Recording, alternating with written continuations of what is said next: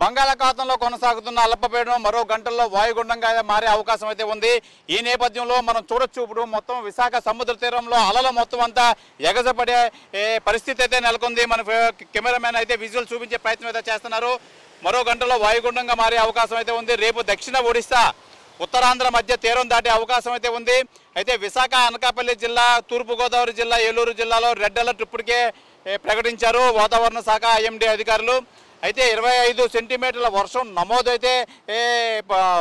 నమోదవుతుందని చెప్పి వాతావరణ శాఖ అయితే ఇప్పటికే వెల్లడించారు. పశ్చిమ గోదావరి, కోనసీమ, ఎన్టీఆర్, కృష్ణా, పల్నాడు, శ్రీకాకుళం, విజయనగరం, పార్వతీపురం, మన్యం జిల్లాలో ఆరెంజ్ అలర్ట్ అయితే ప్రవేశపెట్టారు. అలాగే బాపట్ల, ప్రకాశం, నంద్యాల, కర్నూలు, కడప ఎల్లో అలర్ట్ అయితే జారీ చేశారు. అయితే రాబోయే వారం రోజుల్లో వర్షాలు అయితే విస్తారంగా ఉంటాయని చెప్పి అధికారులు అయితే తెలియజేస్తున్నారు. రేపు ఎల్లుండి భారీ వర్షాలు, అలాగే తదుపరి క్రమేపీ తగ్గే అవకాశం అయితే ఉందని చెప్పి అధికారులు అయితే తెలియజేస్తున్నారు.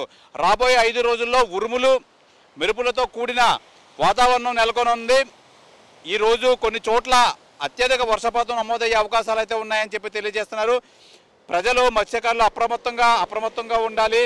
అలాగే ఈ నేపథ్యంలో మొత్తం అంతా అధికారులు మొత్తం సంసిద్ధమయ్యారు. ఈ రెవెన్యూ అధికారులు కానీ, అలాగే డిజాస్టర్ టీం కానీ మొత్తం అంతా అధికారులు అయితే ఎక్కడెక్కడ లోతట్టు ప్రాంతాలు ఉన్నాయో ఆ లోతట్టు ప్రాంతాల్లో ప్రజలు అవస్థలు పడకుండా మొత్తం అన్ని ఏర్పాట్లు అయితే చేశారు. అన్ని ఏర్పాట్లు చేసిన నేపథ్యంలో మొత్తం అంతా ఈ అధికారులు నిమగ్నమై ఉన్నారు. అయితే ఈ అల్పపీడనం మొదటి అల్పపీడనం అయితే మోస్తరు వర్షాలు అయితే కురిసింది.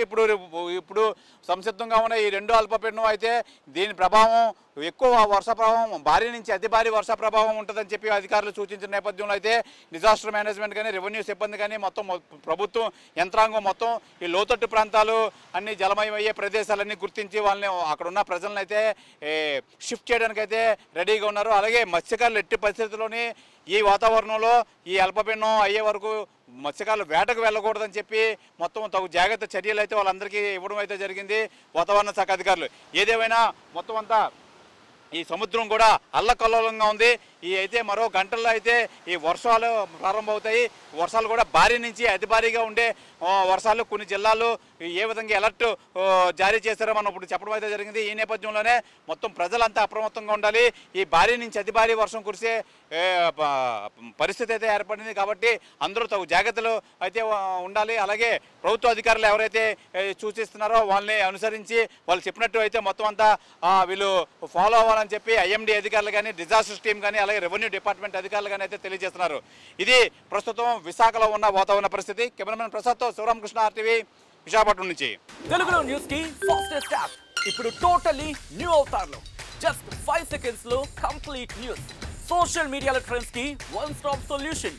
Live TV app voice search option తో ఇప్పుడే డౌన్లోడ్ చేయండి లేదా అప్డేట్ అయిపోండి. యాప్ లింక్ డిస్క్రిప్షన్ లో ఉంది.